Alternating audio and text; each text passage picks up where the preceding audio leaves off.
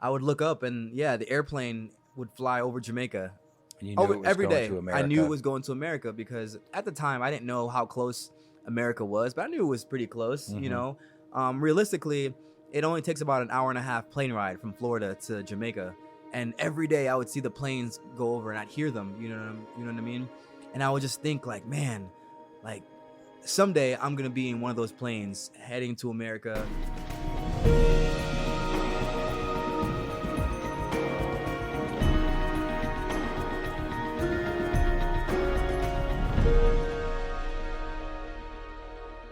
This podcast is brought to you by iWatch Security. iWatch Security. Get the savings and service that you deserve. Hello, and thanks for joining us for another Five Things podcast here for International Fight Week in Las Vegas. Got a very special guest. We met last year, and grateful Ode was able to spend some time with me today. It's crazy that we met last year, and I feel like it's crazy weird. I feel like I know you. You know what I mean? I feel like I already know you, and now we've had 5 minutes conversations last year, and then we just had like an hour conversation. Some interactions on Instagram, obviously. If you don't know Ode, probably one of the most positive guys you're going to meet in the UFC, potentially. But that was one of the vibes, and I already told you this, but I'll just say this here, that meeting you, instantly, you're one of those people where you meet someone and you can feel your good, positive energy. And that was one of the things I really appreciated because, you know, it's easy when you get in the UFC and you get some celebrity and you're working your way up.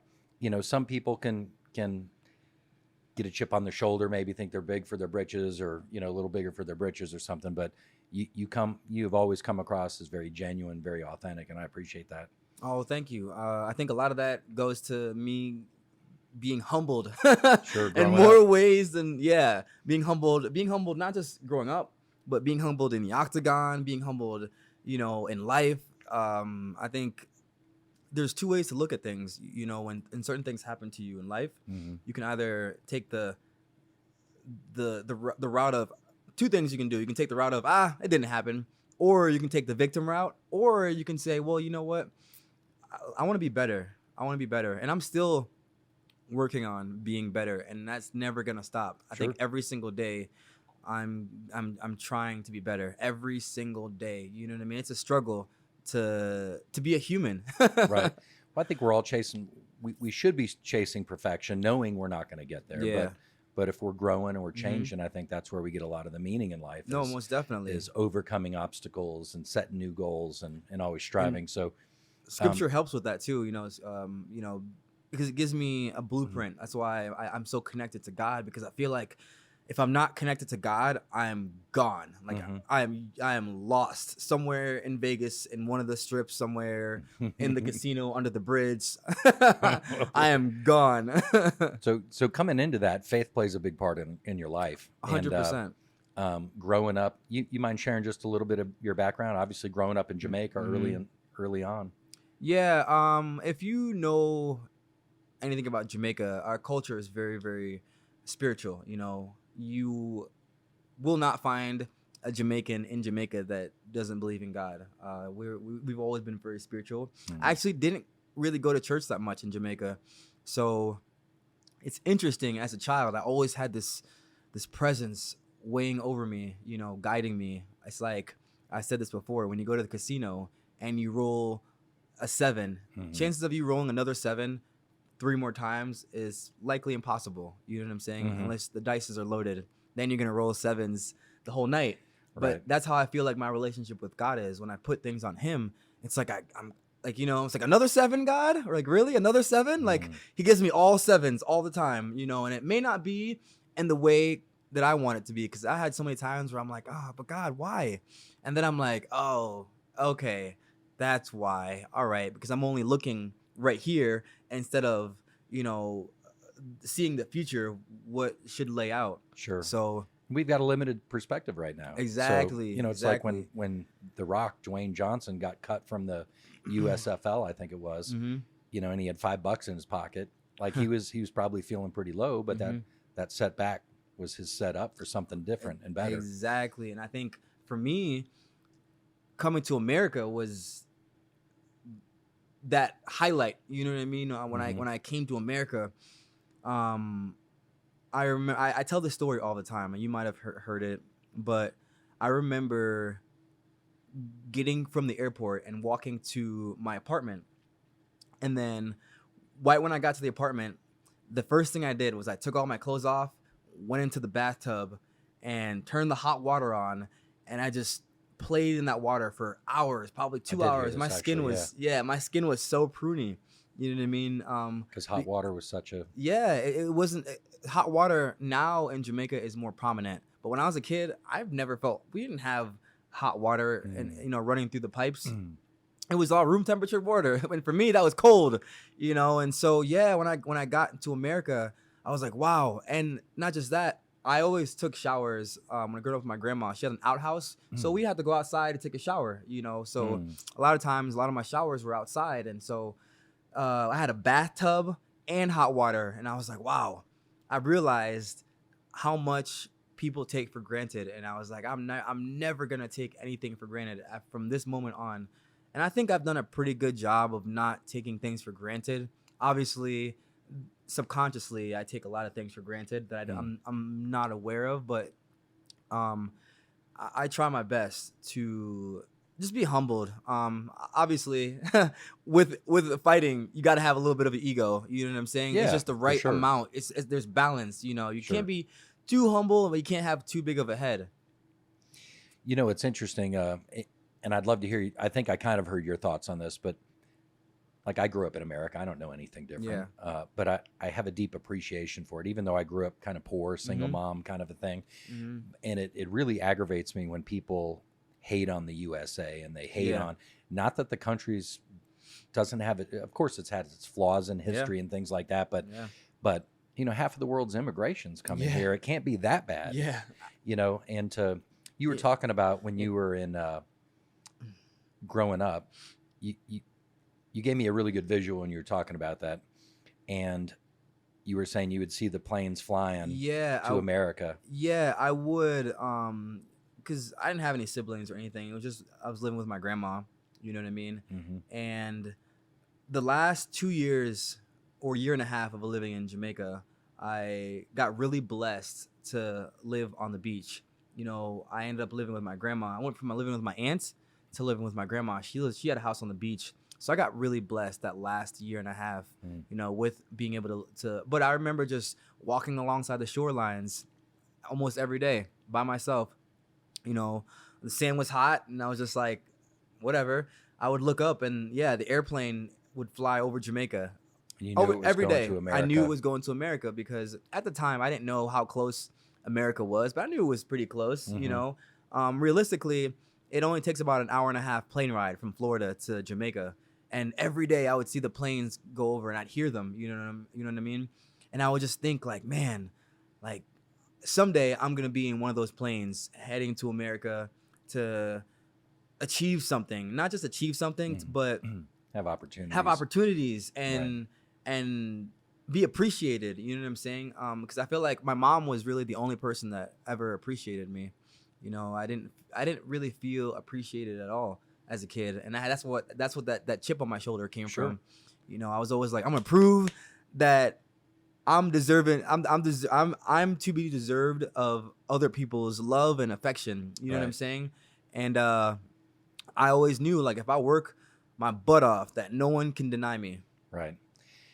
I think I've known a lot of friends of mine that didn't have father figures or didn't have fathers growing up, and I think we all kind of carry that a little bit. And I think it stems from that, and obviously there's that's a positive way of addressing that, but then there's obviously when you talk about mass shooters and all this kind of stuff, how many of those people are fatherless? No, it's true. And so commend you on taking it a positive route. I think we both have. Well, and we're working on that.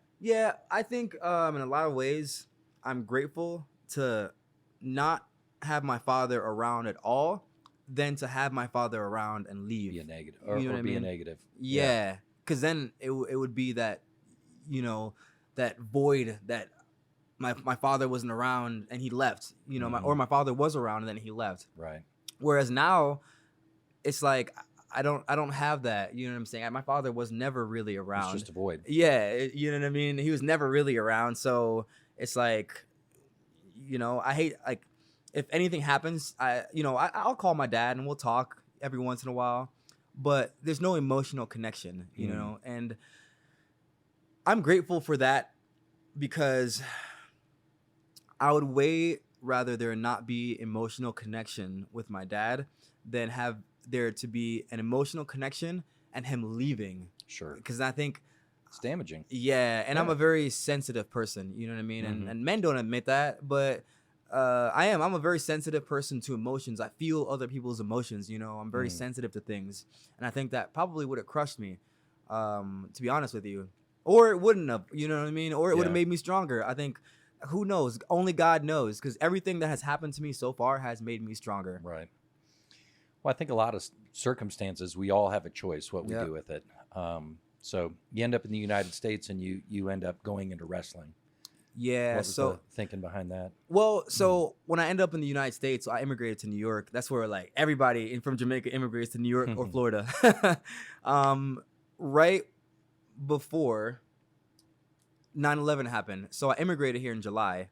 A couple months later, 9/11 happens, and I'm like, oh, whoa, this is America. I was like, oh man. Right. But you know what's crazy? What is so crazy, and it's not a good thing, I did not get affected by any of it. When 9/11 happened, I was just like, oh man, that sucks. You know what I'm saying? Right. Because I'd already gone through so much as a kid that that was nothing. You know what I mean? Right. And it should have been something. I should have been affected. I should have been hurt, and I should have, but I wasn't, because you've been through a bunch of trauma at a young age already. And a child is not supposed to be like that. You're supposed to be affected by things like that. You know what I mean?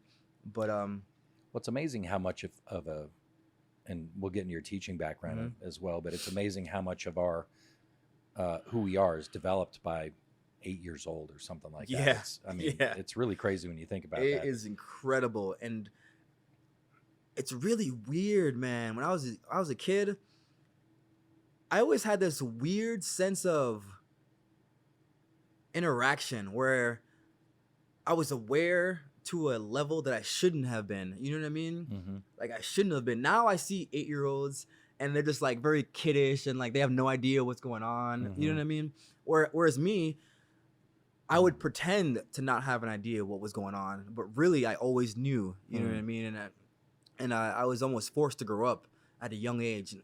And me and my mom just recently had the longest conversation I think we've ever had. And, you know, I love her because she's been through so much. And even our relationship, my mom and I's relationship, has been through, you know what I mean? And, man, we are the closest and strongest, I think, that we've ever been. And I love it, you know? But I told her recently, I was like, you know, a lot of the things that you and I went through growing up, I just pretended not to really know, but I really knew. You know, I knew everything that was going on. I just pretended not to. It's because I didn't want her to be hurt. You know what I'm saying? Seeing me being hurt, if that makes sense. Right. So at a young age, I was like 9, 8, 7 years old. I'm able to internalize to that level, which I shouldn't. I should be like more like, oh, you know, life, blah, blah, blah. I'm a kid. But instead I was just like, oh man, you probably should just look away and pretend that you're not seeing this right now. Well, you love your mom and you don't want her to feel bad. Yeah. And any worse than it already was. Right. Whatever the situation. Right. And it wasn't even just with my mom. It was just like everything in my childhood. You know what I mean? It was a lot of situations in my childhood where it was just like, you just look away, Ode, and just pretend that you wake up tomorrow and pretend that it didn't even happen. You know what I mean? But I knew, you know what I'm saying? Sure. So yeah, it was just, it's interesting because I hope and wish and pray that my kids can be the kid, you know what I mean? The kid that doesn't have to do that. Right. Kids that don't have to do that, you know? Right. And yeah. I think any father, we want to give our kids what we didn't have. Yeah. And No, kids are a big pain in the ass sometimes, but you know, and you know, we do our best. No, right? it's true. Yeah. And even on the, like I said, vice versa. My mom had to do the same thing for me. You know what I mean? She was like, all right, well, I got to make sure that my son is protected and he doesn't know about X, Y, and Z. You know what I'm saying? So it's so funny. We're like, me and my mom were so similar. Like, we're both doing it for each other. For each other. Yeah. And then out of love, though. Yeah, out of love. Right. And wasn't until I got way, way older, probably like 5 months ago, that I realized this. I was like, wait a minute, like my mom and myself are so similar. Like we're so similar. I'm like, we've been doing this dance with each other for so long now, you know. It's a great conversation to be able to recognize that and talk about it, right? Yeah. So coming back to wrestling, you decided to follow wrestling because you really wanted to compete. Sorry, I'm scrambling. No, that's nothing to be sorry about. It's good conversation. Scramble headed, man. I'll go way over there. That's I won't come back over here. We're just talking. Yeah, so we moved to after 9/11 happened and it was cold. My mom hated the cold, so we moved to Florida. A lot more like Jamaica, you know, weather-wise, humidity, warm. Got into wrestling my freshman year. I got held back in the 3rd grade, which we'll talk about more. But so I was 15. I turned 15 my freshman year, and, and I didn't really know what I wanted to do. I knew I wanted to play a sport, and for whatever reason, I was always attracted to like aggressive sport, and I was never aggressive as a kid. You don't understand. I was like, oh man, I was a baby. Like when I mean a baby, I mean like I was so. I don't know. I just was not an aggressive person until I got to high school. Then I became more, you know what I mean? Like, so more alpha coming into your alpha. Yeah. High school is when I really started coming into my alpha. I started playing football. Do you think it was some of the people that were surrounding you? 100%. Okay. 100%. You ever hear that saying? You become the 5 of the people you hang out with. Right. Yeah, it's my first coach. There we go. All right. Yeah. So yeah, when I got into, so I started football first. And football season was done, you know what I mean? And I was like, all right, well, I don't know what I'm going to do. So then one day there was lightning on the football field. And, you know, in Florida, it's like the #1 lightning state. Sure. You know what I mean? So they have technology that could detect if there was going to be lightning. So there was going to be lightning. So the football coach took us into the wrestling room, right? And we did a bunch of wrestling drills. You know what I mean? And I started just going am. I was like, okay, let's go. You know, pick the dudes up, smacking them on the ground. You know, throwing them around. And the coach was like, "Wow, you should try out pro wrestling." And I was like, you know what? Maybe I should. Maybe I will. But it's funny because I said maybe I will, and that became the thing that was larger than football, because eventually I quit football to wrestle, because it was me versus me in wrestling. In football, I could blame the other 10 people on the field any given day. But in wrestling, the only person I could blame was myself. Whatever I put in, that's what I got back out of it. And it's peace of mind with that. It is. If you know how to deal with it, if you know how to handle it, you know what I mean? Because some people can't handle that. You know what I mean? They can't handle the pressure of themselves, looking in the mirror of themselves. And I went on, I think by my sophomore year, I was on varsity, and I was the only, to this day, I still am the only wrestler to place at the state tournament with only being wrestled in 1 year. So I started wrestling my freshman year, and you know, I was getting beat by the kids on my team, my own teammates, and it made me so mad. You know what I mean? I just started like just going in at wrestling tournaments. I was my first year of wrestling, I went 21-2 on the junior varsity team on the JV.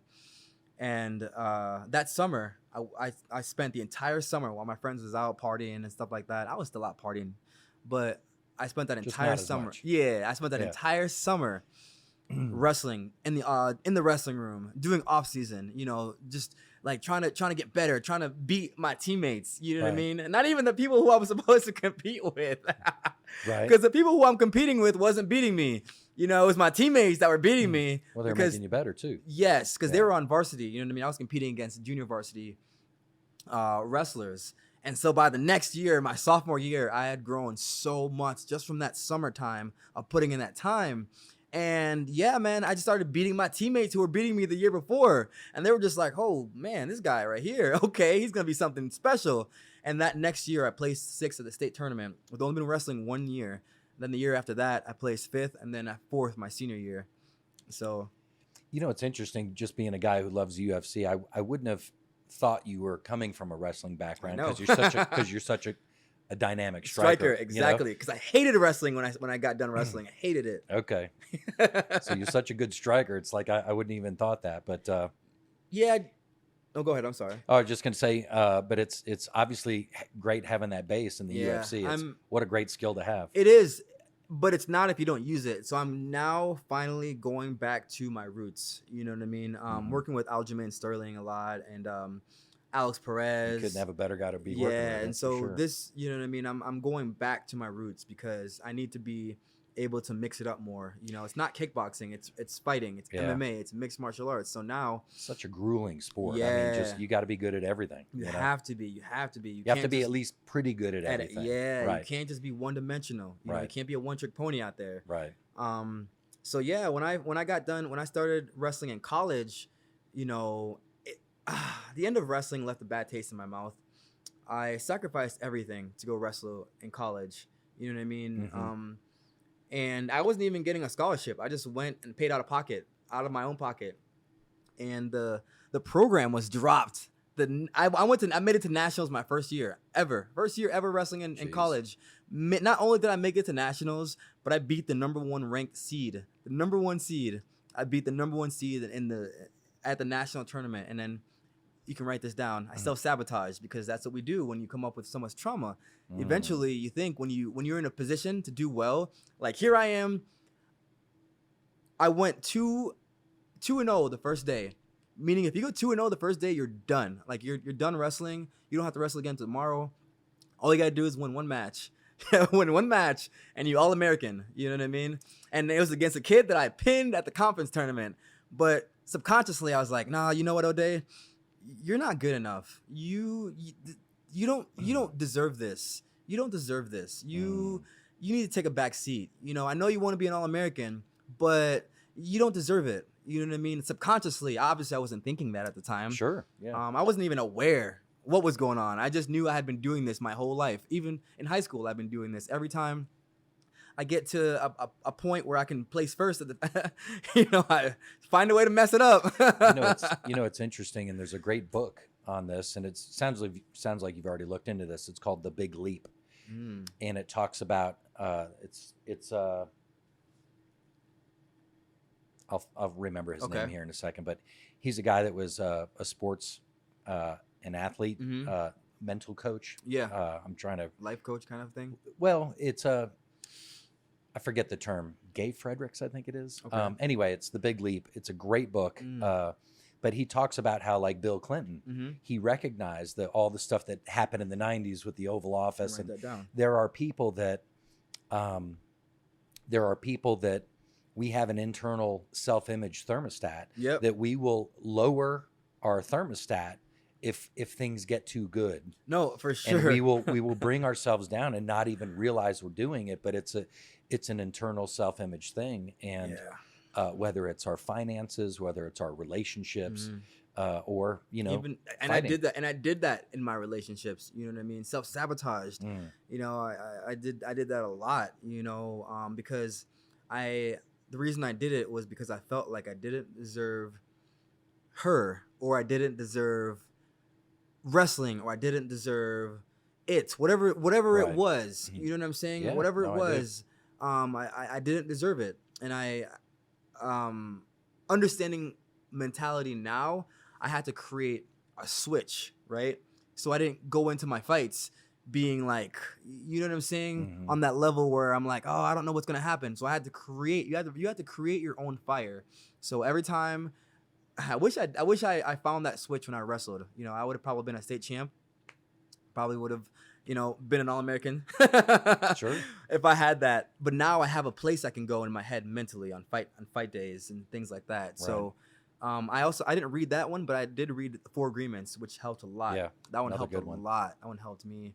All right, so we're back running a skeleton crew here. And the crew's not very good, which is me. And we make it work, though. Yeah, we're getting there, and appreciate it. But we just reset the camera, and we're back on this mindset about competing. And again, it's always a battle. Even if we grow our self-image and we're working on that, and we get to another level, well, we're still trying to get to another level. We're always trying to level up, right? No matter what it is. And what's fascinating, right? when you do get to that level, oh man, that saying, there's levels to this game. Yeah. Yes, when you do get to that level, right? So for example, like everyone's on like David Goggins' kick right now. You know what I'm saying? Like You Can't Hurt Me, right? Or I think that's what it's called. You Can't Hurt Me, the book.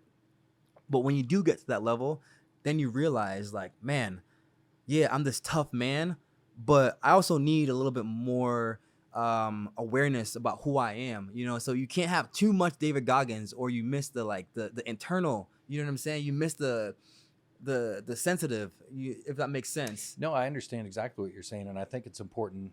I think what you're saying as well is that we have to have self-awareness of who we are. Yes. So you can take that David Goggins yes. message Yep. and apply it. Yes. But you don't have to become David Goggins. Exactly. Exactly. And everyone right now is trying to be David Goggins. I'm like, you know what I mean? I don't think even David Goggins wants everyone to be him. I think he wants everyone to overcome the things he overcame. Sure. You know what I mean?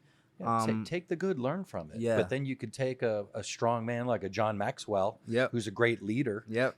Who's going to be very sensitive, and he's going to talk about his feelings. Yeah, and that's more. I'm sorry to cut you off. No, you didn't. No. That was more.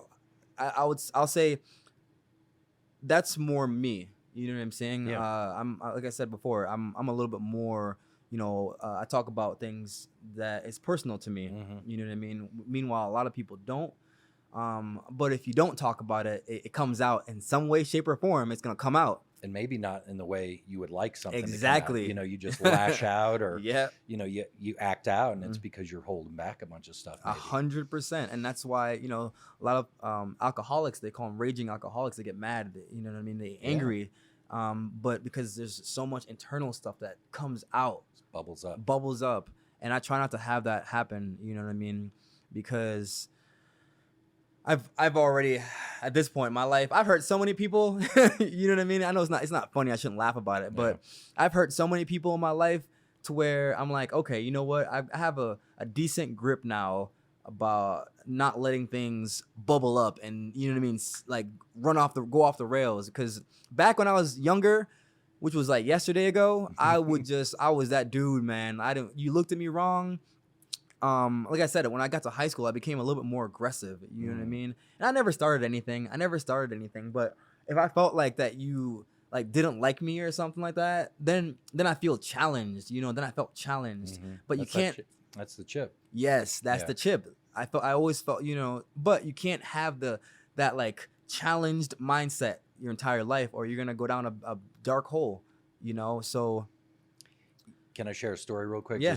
George St. Pierre told the story of a guy that kicked his ass in high school or something, and ends up running into him years later in Canada, and the guy was like borderline homeless and all this kind of stuff, and George just took such empathy on him because, he was talking about how that guy lashed out at him, and maybe he had some things that he didn't internalize, but. St. Pierre took this empathy on him because he seems like a great guy. Yeah, he does. So, he really does. I think the important thing is, hey, we all make mistakes. We all hurt people, and I'm just real big on own your shit. If I do something wrong, I just got to own my shit. And ask for forgiveness and try to improve. No, most definitely. And I'm so glad. Like I said, I'm so glad I left. I left Florida and went to Wisconsin because I love Florida. I love all my friends, love my family that lives there. But Wisconsin taught me more traditional ways. It taught me more values. You know what I mean? Different culture. Meanwhile, I came from more of like a material culture, right? So I went from a material culture to more of like a, structured, traditional farm life culture. And I'm so glad that I left Florida and went to Wisconsin because I probably would have turned out ruthless. But it matters. Your environment matters. We were talking about some stuff before the podcast. Like there's a lot of kids growing up these days. They're surrounded by so many potential negative pitfalls that it's a challenging time frame. It is. It is. And for kids especially. And also what we're talking about was history is almost repeating itself. You know what I mean? It's interesting how things are happening over and over and over again. It's like, history is repeating itself. People can say, oh, well, the world is going down the tube. But is it really, though? I don't think it is, because you see now so many more people in church with tattoos and piercings, and you know what I'm saying? Mm-hmm. Before, they were exiled. They weren't allowed to come into church, and I love the fact that churches are becoming more accepting, because I hate to say this, but older traditional churches are like, okay, if you have a tattoo, or if you're not married, or if this or that, it's more judgmental. Yeah. Whereas now a lot of churches are more inviting, so I do appreciate that aspect. And again, not to go too far down this rabbit hole, but I mean, who are we to judge? This is true. Isn't that what the book says? It's true, 100%. Judge not, lest ye be judged. Yep. I mean, I think there's also the other side of that. There's boundaries, which you can love someone and still draw boundaries, and they may not like that. So I think there's a lot of context and nuance to those type of topics that, it's easy to demonize someone, and it's easy to, maybe be holier than thou, and nobody's good enough to be here. Yeah. And I was going to say, those are some of the worst people I know generally. Yes. The Christians that beat people's heads with their Bible. Those are generally not my favorite Christians. Yeah, mine too. And to me, they're not, let's say, the best Christians. Yeah. It's like you're not really walking. Yeah, because you're walking in this really kind of a tyrannical spin of a religion versus walking in love. No, 100%, because people will say like, oh, well, Ode, you're such a believer in God, but I saw you at the bar the other day, or I saw you do this. You know what I'm saying? It's like, yeah, just because my faith is so strong with God, it doesn't mean I'm going to be perfect. You know what I'm saying? I'm not going to be perfect. Right. I'm going to go out and make mistakes. You know what I'm saying? That's life. That's just how it is. It's being a human. Yeah. So. But I've also, it's weird because I feel like I've been everyone. When I say that, I'm trying to figure out how I'm going to say this. I've been everyone, meaning I've been the self-righteous prick. I've been the person that was like, man, you know what? We should do this instead of that, or I've been the judgmental person. I feel like I've been everyone, by being everyone, God has a way of showing you, like, hey man, like, look, Ode, you got no reason to judge nobody. Right. Like, I have zero reason to judge anybody, because I've been, oh man, I've made so many mistakes in my life, some that I'm still repenting for. But at the same time, I would never take it back, because now when I see certain people making those mistakes that I made, I have empathy for them. Right. Versus judgment. Right. Yeah, 100%. And you can maybe just be like, hey bud, I've been there, I've done that. Yep. This is, there's it's a customer service thing. It's called Feel, Felt, Found. Yeah. It works really well. It's like, Feel, Felt, Found. I know how you feel. I felt the same way. This is what I found. Ah, I like that. So I like that. It's good customer service, but it's also good when you're helping people. Because again, there's some people don't want the help. Yeah. And I'm like I blame it being a Virgo, but I'm very analytical to where I see it clearly in a lot of cases, and I just want to get to the point. But I've learned to round out the conversation versus trying to be the fixer sometimes. But I like that. I feel like that's my problem. A lot of times is like I want to be the fixer. You know what I'm saying? A lot of the times where I'm like, I want to help this person, I want to help that person. You know what I mean? The heart's in the right place. Yeah, but in the end, I'm just like, I gotta help myself first before I can help anybody else. Like the airplane oxygen mask thing. You know what I mean? Like that's why I quit my job as a teacher and moved to Vegas, because my whole first contract in the UFC, I was fighting and teaching. You know what I mean? Waking up early morning, going to work, then leaving, going to the gym. Yeah, it was so hard, and I was finding myself giving oxygen to the people sitting next to me before myself. You're passing out over there. Yeah. And let me ask you this, jumping into some fighting stuff, and I know we got some stuff we want to talk about, and something you've been working on. What's it like walking into the UFC? You're walking out, you're getting ready to go into this cage, you're getting ready to battle one-on-one with some other dude. What is that like?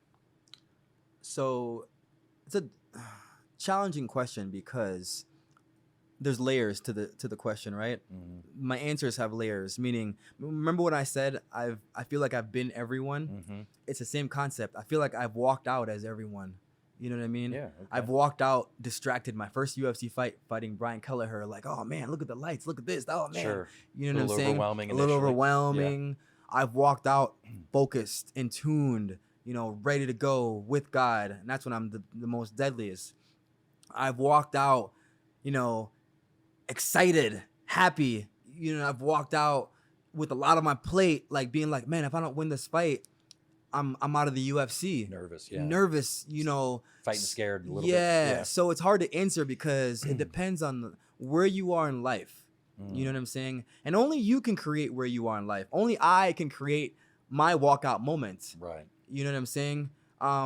It should be as easy as we make our own emotions, right? It should be as easy as that, but sometimes we let our emotions make us. Gotta write that down. Yeah, that's good stuff. Well, you're gonna get a copy of that. But that's a deep answer, but I appreciate the context because you're right. It's also, everything's where we are in life, right? Yeah. Because you're growing. Yep. I can tell from talking to you in a short period of time, this is a guy that's working on himself. Yeah. This is a guy that's mentally growing and trying to hit these levels. You know? And I was going to say, coming back to back to when you were teaching, is that were there things you learned from being a teacher, working with kids? And honestly, being a teacher working with kids saved my life. Like it truly saved my life, because when I was younger, I went to probably like 13 different schools. I moved a lot, moved probably once a year.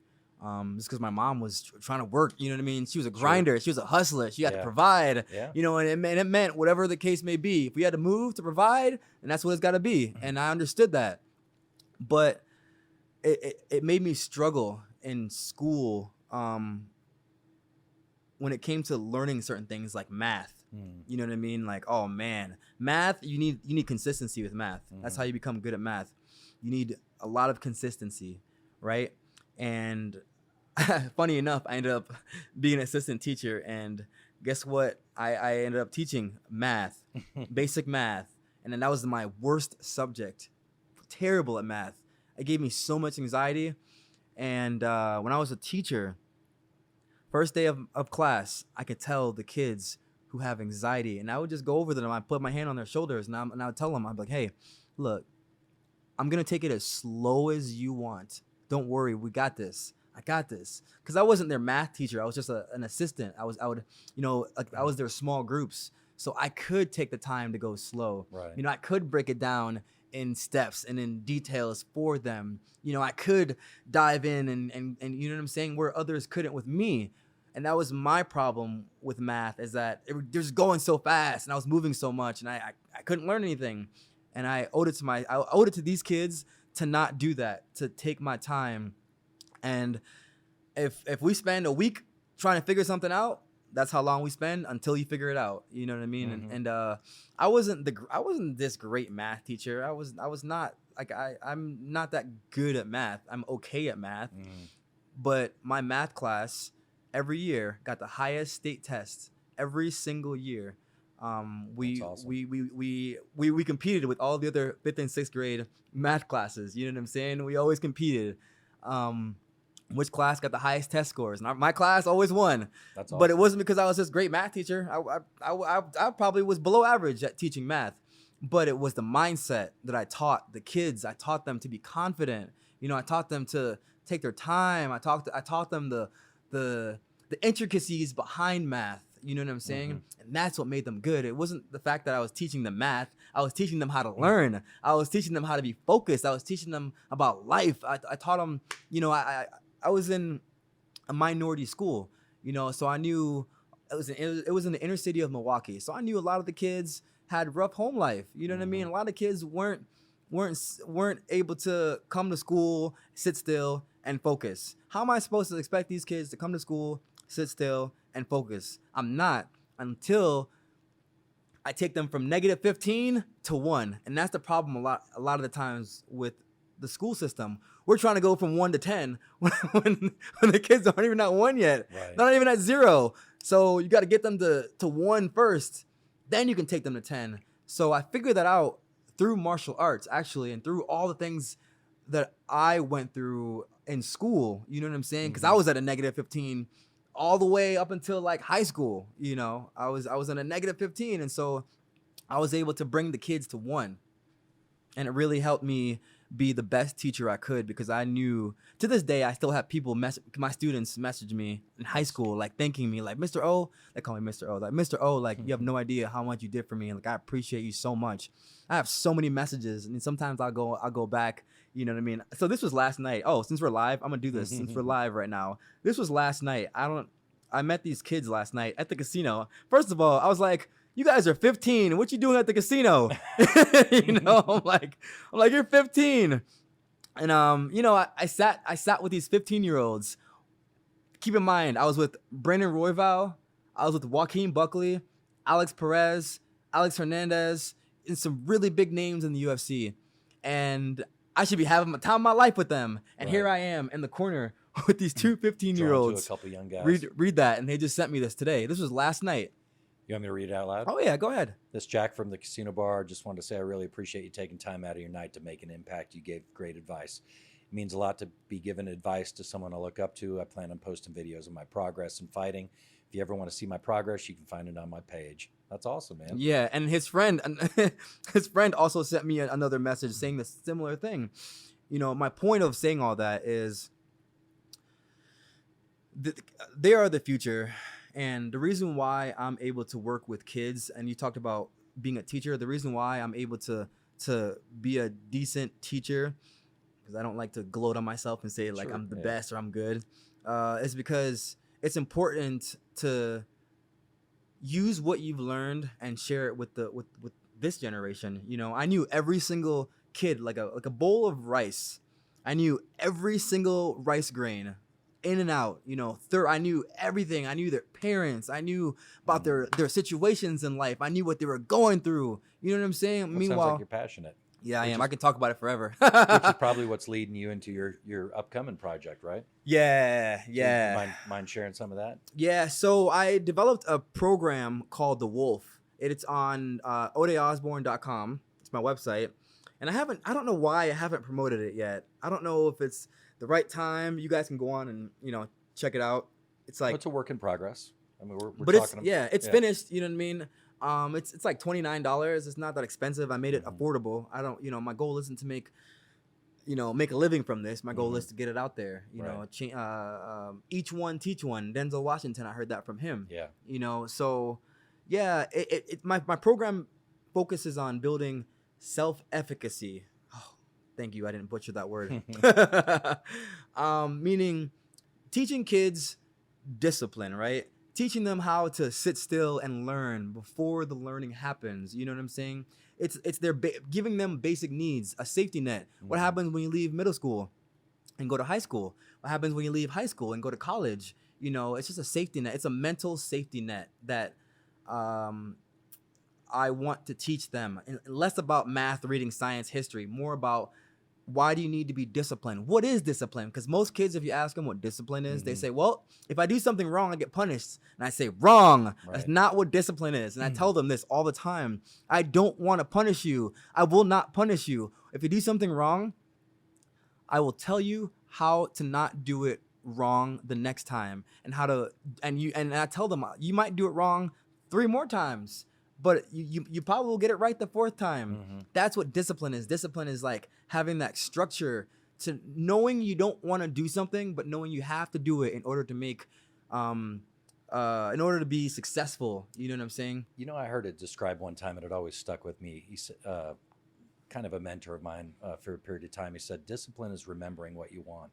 And it's to me, that's the simplest way of breaking it down. Yeah. You know, it's just remembering what you want. Yeah. And that's why it is important to have goals and pictures and vision boards and things like that to keep what you want in front of you. So when you're thinking about grabbing that piece of cheesecake and, you know, I got to start cutting weight here in 3 weeks, you know, it's I want to win in the UFC. I want to become an athlete. I want to, whatever, fill in the blank. Yeah.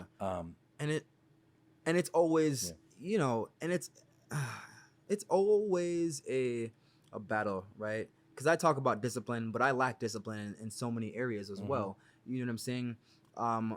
But it's always a work in progress. Right. It's always a work in progress. Like in the areas that I lack discipline in, I realize, like, okay, I got to start doing this more. I got to start, you know what I'm saying? For example, something I usually do is like, okay, I'm not going to worry about my weight until 3 weeks out or until 2 weeks out.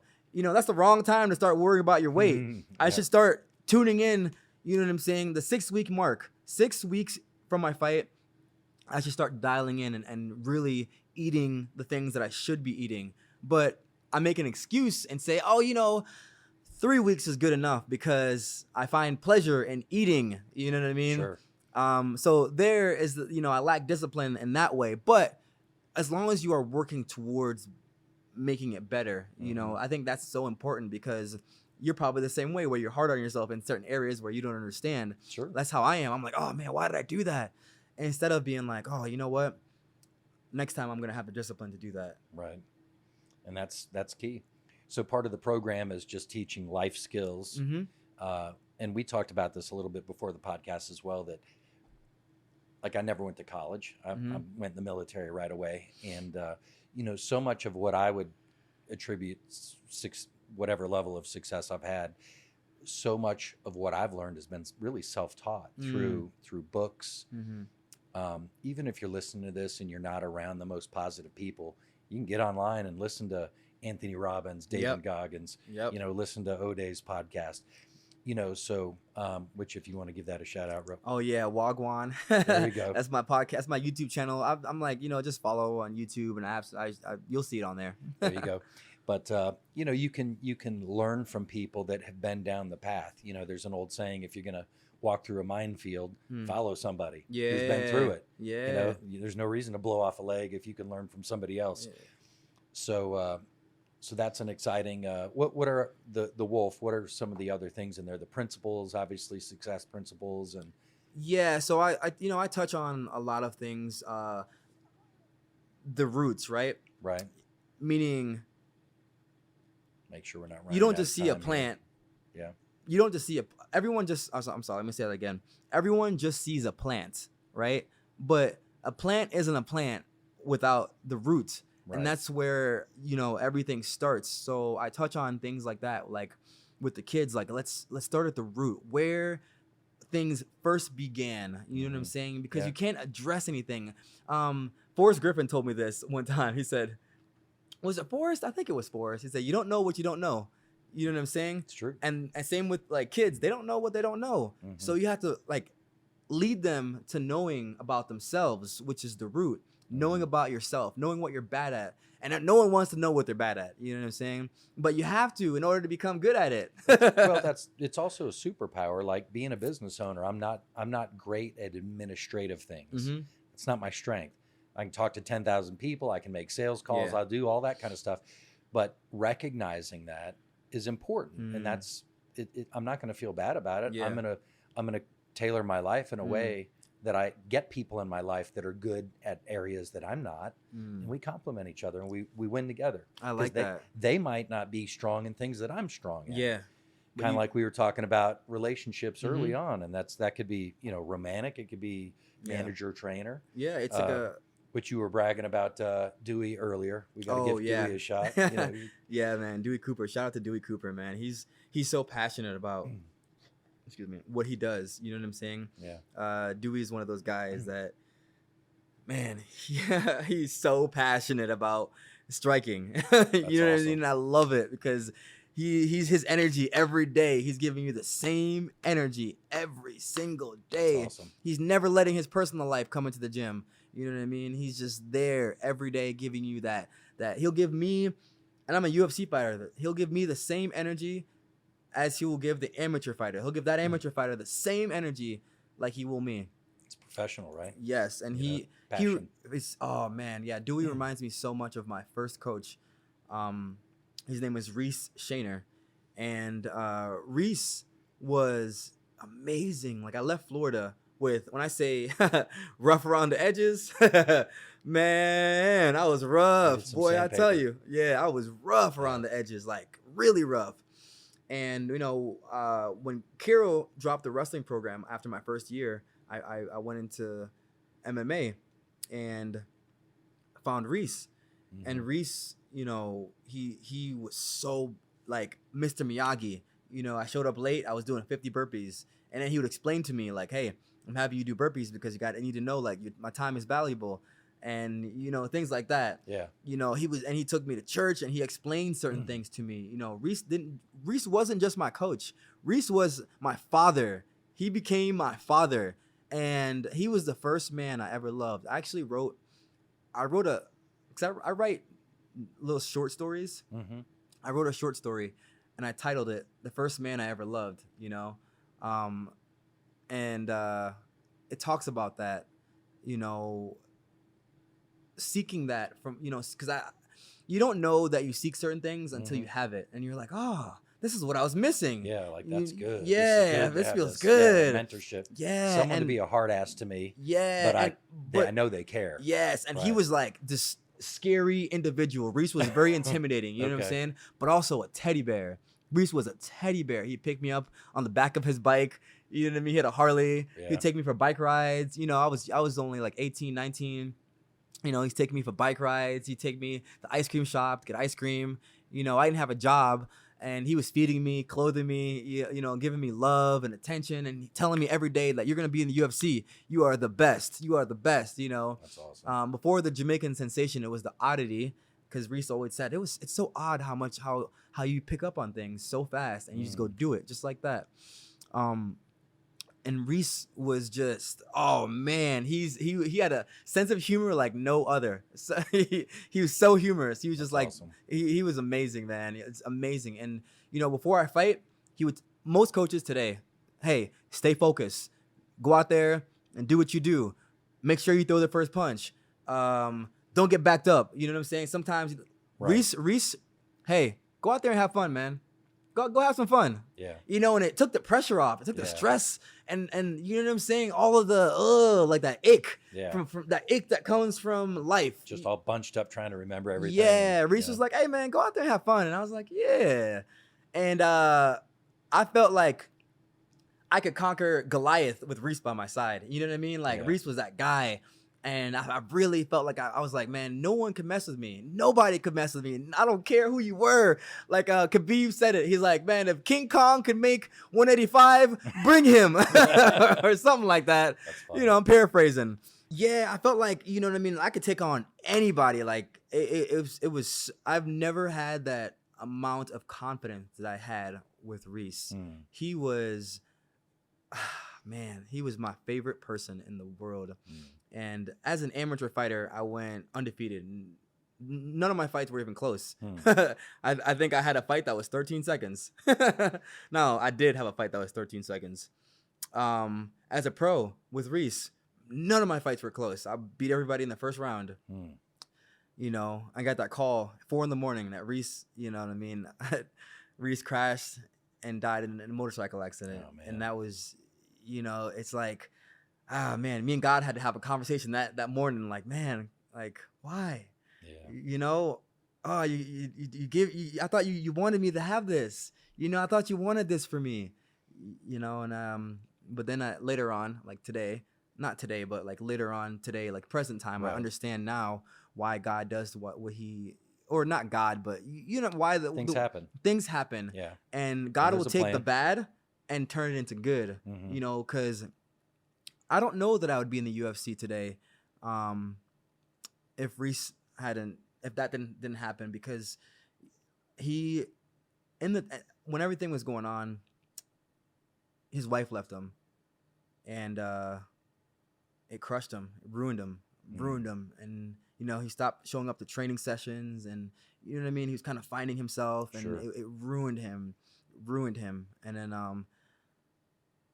ended up when he died, went to a different gym and lost 2 fights in a row, because it wasn't Reese. And I went from like Mr. Miyagi to Cobra Kai, Right. You know what I'm saying? Yeah. And it just crushed me.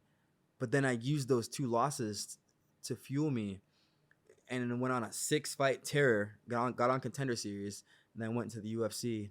But there's not a day that goes by that I don't think about Reese. You know, he was just such a special person, and there's nobody like him. Anyone you talk to that knew Reese will say the same thing. There was no one like him. Well, it's obviously sounds like someone that we don't want to lose on the planet, but you know, everything. I firmly believe things happen, and there's a choice that we get to make when things happen. It's like, are we going to let this build us up and learn from it and grow from it, or are we going to let it tear us down? And it sounds like you took the positive route, so kudos to you. You know, thank you, man. Because you know that's what he would want. Yeah, He'd want you to press and keep going and become the best you could be. But again, I couldn't do all of this without God. You know what I mean? People can say anything they want to say, but my strength comes from God. If it wasn't for God, man, like I said, I'd be under one of these Las Vegas bridges somewhere, you know, because he definitely, God is my redeemer for sure. And he's brought me out of the mud, you know what I mean? Like the trenches, you know, to be here. Ode Osborne, you made a name for yourself. You came from Jamaica, Kingston, walking through the woods barefoot with nothing, and you got to the UFC and you made a name for yourself. And whether or not I'm going to be a UFC champion, which I strongly believe that I will, but obviously right now it's a difficult task at hand with, you know, losing 2 fights in a row, getting, you know, kind of knocked off my high horse a little bit. Sure. But yeah, I've been here before. I was here on my first contract. I was here on my second contract, and now I'm here getting my third contract. And I've said this before, I'm gonna come through and you know, use the light that I was given to do good. And if I can't use it on the UFC's platform, then I'll create my own light. But with that being said, I just gotta live every day, putting one foot in front of the other, and letting God decide. Try to let him decide, because sometimes I'm like, I don't know. You know, God will tell me something, or like I'll feel him say, you know, like it's not a voice, but I'll feel his energy, and I'll ignore it because it doesn't benefit me at the time. You know what I mean? Well, and we want what we want sometimes. Exactly. Versus an unction, and our spirit might be moving us to do something different. Yes. And sometimes I'm like, oh, it's not benefiting me, I'm not doing it. You know, and then it comes back to bite me, and I'm like, okay. Should have just followed my gut. Should have just listened. But, you know, the human in me. No, it's we're all trying to do the best we can and moving forward. But one of the things I think I said this earlier, I just want to make sure I said it. Like, you know, when I first met you, I met you before I met you. You know, it's like you have a great energy about you. And so to me, that's, what's the saying? You know what enthusiasm means? Is God within. Oh, I actually didn't know. That's literally what enthusiasm means. I want to say it's if you take the Latin root of it. So, you know, you had that air about you early on. So, well, I'm cheering for you. Thank you. And last thing I'll say for you is this, or last thing I'll ask you this. Let's say you're a young athlete out there who's listening to this. What are 3 to 5 things you'd recommend that if you want to make it to the UFC, if you want to be a high level athlete, let's go ahead and put discipline off the table. Yep. We hammered that. You're not getting anywhere in life without the discipline. What are a few other things you'd recommend to a young guy or girl coming up? Ah, man. I would say plan for, well, it's hard to plan for things, right? Sure. But write things down. Goals. Yes. Write your goals down. That was something I wish I did as a kid, you know. Now I just journal, you know, I journal. But create something. So 1 is write your goals down. 2, create something that think about what it is you want. Think about what you want. You know what I'm saying? Like, what is it that you want, and think about the steps you're gonna have to take to get there, because we all want this up here, right? We all want this, but we don't think about like the steps. Okay, how am I gonna get there? I know I want it. You know what I'm saying? We don't think deep enough. What's the journey of 1,000 miles starts with a step. Exactly. So you got to take that step. You have to. And that was going to be my third one. All right. Risks. You got to take risks and make sacrifices.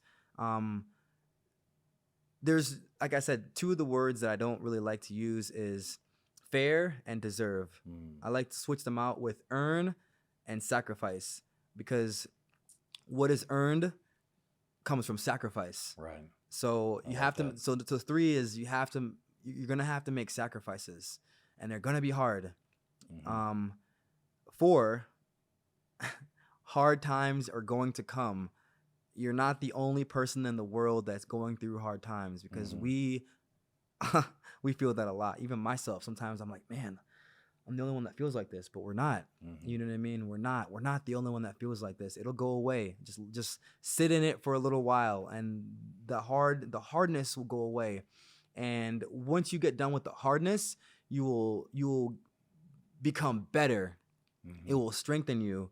So yeah, how much was that? 4? That's 4. Well, it's in Jim Rohn, while you're thinking about number 5, saying that I always loved is, don't wish it were easy, or wish you were better. Wish you were better. And like that's the hey, if being a champ was easy, there'd be a lot of champs. If being in the UFC was easy, everybody'd be in the UFC. Yeah. And I got one. If with today's day and age, if there's people out there that don't believe in God, give God a chance, because God believes in you. You know what I mean? Even if you think, oh, that's just a fairy, whatever, give God a chance. Give God a chance, because again, if you look at science, we're the perfect distance away from the sun. We wrote, like, we're the only galaxy right now that I know of, you know what I'm saying, that can obtain life. Think about things like that, so there's so many things that happen that there's got to be intelligent design. Yes. There just has to be. Yes. So ask questions about God. That's going to be my 5th or 6th. Ask questions about God. Whether you believe in him or not, ask questions about God. So that's actually 5 through 10 is ask questions about God and give him a chance. Yeah. From Ode. And well, thank you for your time today. I know you're very busy. It's International Fight Week. You squeezed in to jump on our little podcast here. So I definitely appreciate your time, and going to be pulling for you, man. No, I appreciate you. Like I said, you messaged me a couple months ago on Instagram, and then you followed up, and you know what I mean? So I was like, man, I have to make time to go see you, because, you were so diligent with how you perceived and followed up, and you know what I'm saying? So thank you for that. Awesome. Thank you. Thank you. Well, thanks for joining us for another 5 Things podcast. We'll see you next time, and we'll talk to you when you're fighting for the belt next podcast. Awesome. Thanks, Ode. Thank you.